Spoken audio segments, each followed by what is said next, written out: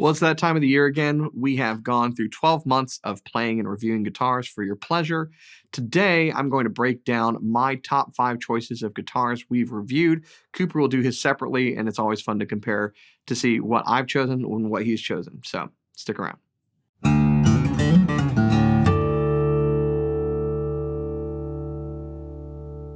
Hey, you're watching Alamo Music TV. My name is Chris McKee with Alamo Music in San Antonio, Texas, and you can find us online at alamomusic.com. If you're new to the channel, subscribe, turn on notifications, like our videos. If you want to support the channel, you can visit our spring store link below for custom swag and check out our podcast. It's called the Fretboard Confessional, wherever you get your podcasts at.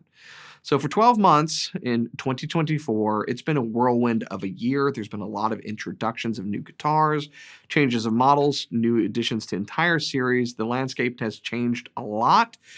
Sometimes it's a huge new introduction, sometimes it's a revision, but there's a lot that we've gone through. So now it falls to me to pick my top 5 of all of the guitars that we've reviewed for the year. And that is a difficult task, but I have narrowed it down. So here they are in no particular order, starting with number 5. It's the Patrick James Eggle Macon. Now, if you've been following our channel, you know at the beginning of the year, we introduced the Patrick James Eggle guitars. We started carrying them at Alamo Music last in 2023, around August was when we first reached out, touched base with Patrick and his team, and were able to get some of those in at the beginning of the year. They are phenomenal guitars, to put it bluntly. Some of the best electric guitars Cooper and I have ever laid hands on, have ever had the privilege to play. And the Macons in particular, I think have quickly become some of the most popular guitars that he builds and that we've carried. To describe them is basically this.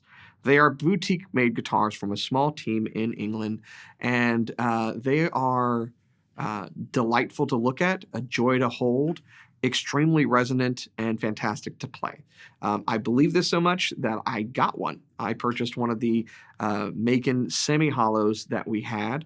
And to describe it, I would say it is so resonant, it can pick up every nuance that you use as a player.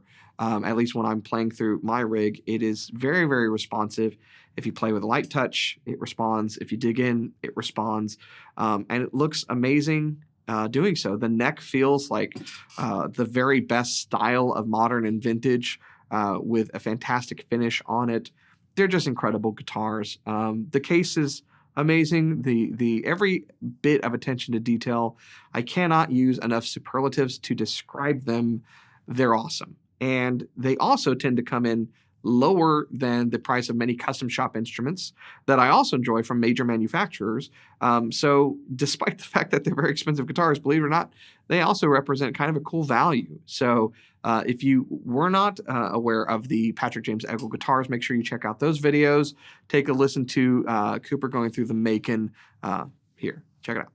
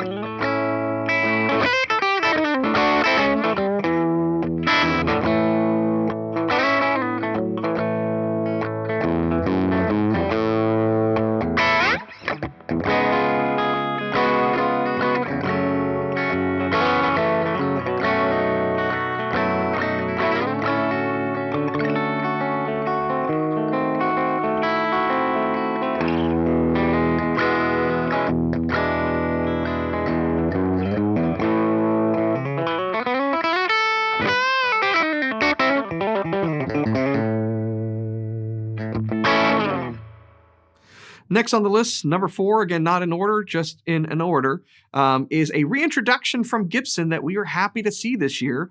Coming in toward the tail end of the year, it's the Gibson ES-330. Now, again, if you follow our channel, you know that we did a video on the Gibson Casino, which, or the Epiphone Casino, rather. It was made in the U.S., and it was the closest thing that was in production from the U.S. factory at the time to a Gibson ES-330, which has come in and out of the lineup over the years. We're glad to see it back. If you're unfamiliar with the ES-330, Cooper and I did a full review on it and also compared it to the stablemate, the ES-335, which preceded it in history. The 330 is as thin as a 335, but it is fully hollow. It has P90 pickups instead of PAF-style humbuckers. The neck joins the body at a different spot on the neck, and it is responsive and light and can give you all sorts of jazzy sounds, but also rock and roll bite. We have had the red and the natural in stock off and on. I'm partial to the red. Maybe you like the natural. Either way, fantastic guitar. I'm glad it's back.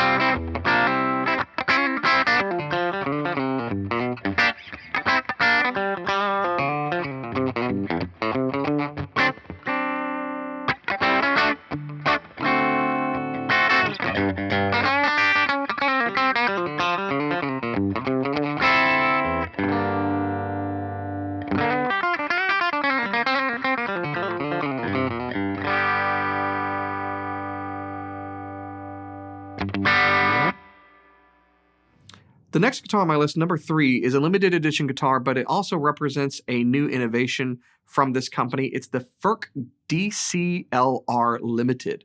Now, this was a dreadnought guitar that Cooper and I had the opportunity to see when we were at the Furch factory in the Czech Republic this past summer, which was an amazing trip. We've talked about this several times, including on an episode of our podcast, so if you haven't heard that, make sure you check it out.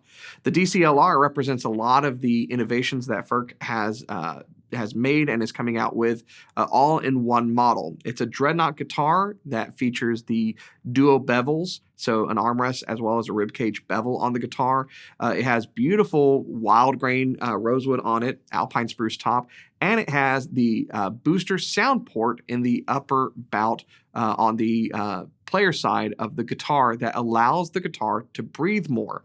Now, this innovation with the sound port is also available on the blue performance models that have recently been introduced. But what the DCLR also has is the new neck joint, which is a humidity responsive, fully adjustable neck joint that you can adjust to make sure that you dial in the angle just where you want it. I think it's a game changer in acoustic guitars. It really allows you to dial it in, but also for the guitar to respond as you maybe move in and out of different climates. So it's very cool. It's wonderful to see that kind of innovation being done, both with the neck joint, the bevels, the booster sound port, and everything else that goes along with that guitar. We're huge fans of Furch. We think they make really innovative and just fantastic guitars. You can't find anything wrong with any of them. And those new dreadnoughts that have that booster sound port are among some of the loudest acoustic guitars that we have in the store, period. No matter what you compare it to, they really stand apart, and they do so as a modern dreadnought that's also a joy to play. And so for a lot of reasons, that has to end up on my list. They're great guitars, and those innovations represent something that Furch will be introducing on different guitars throughout their lineup. So I'm excited to see what's coming from that company in the future.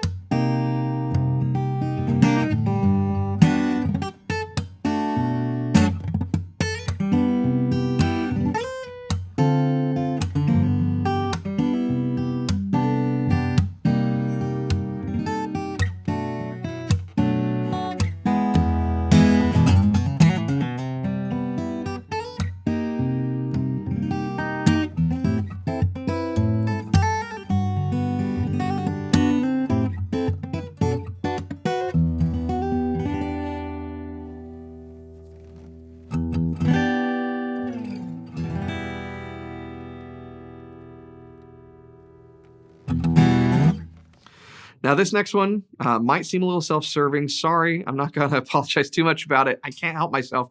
We did a special run of Alamo Music Martin Deluxe models. If I had to pick one, I'd go with the triple O of the group, but the dreadnoughts are fantastic. These are like their modern Deluxes, but they're kicked up a notch.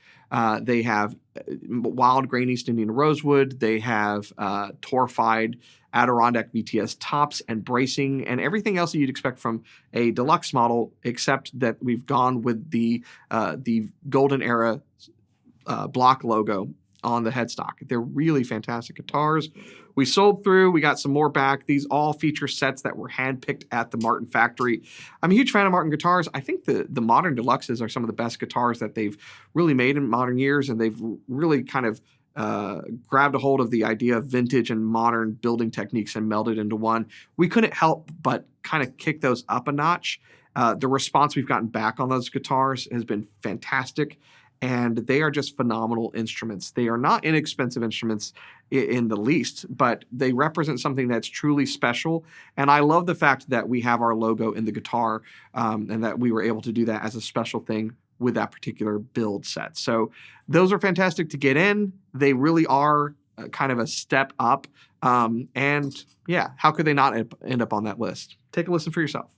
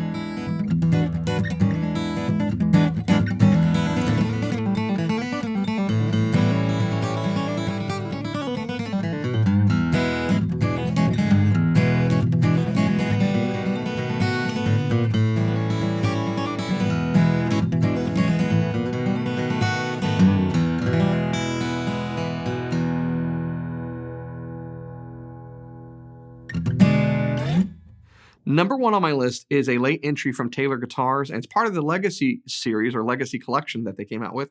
It's the 514 CE Legacy model. Now, that shouldn't come as a big surprise. If you watch our channel, you know that Cooper and I are both big fans of the classic 514 CE that was a combination of cedar and mahogany. That wood pairing is just, it's unique. It's responsive, it's light, it's airy.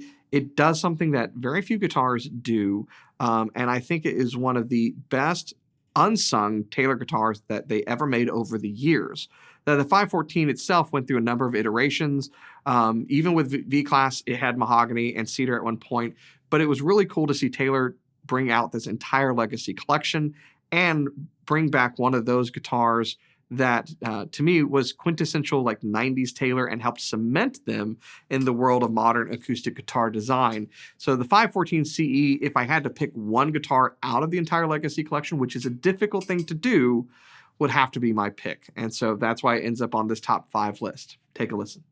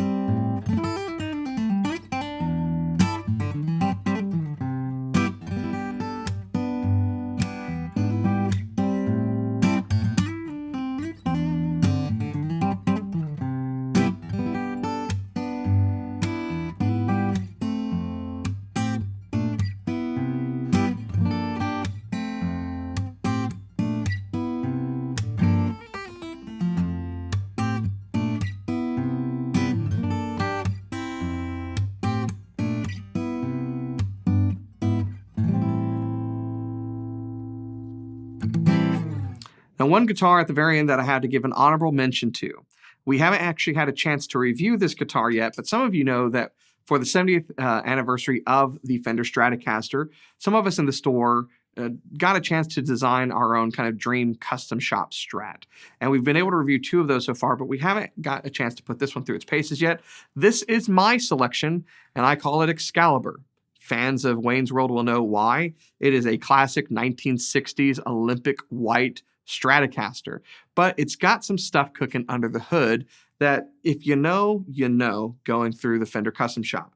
So it is Olympic white. It is a flash coat nitro finish, and it is a roasted body with a roasted 4A flame maple neck.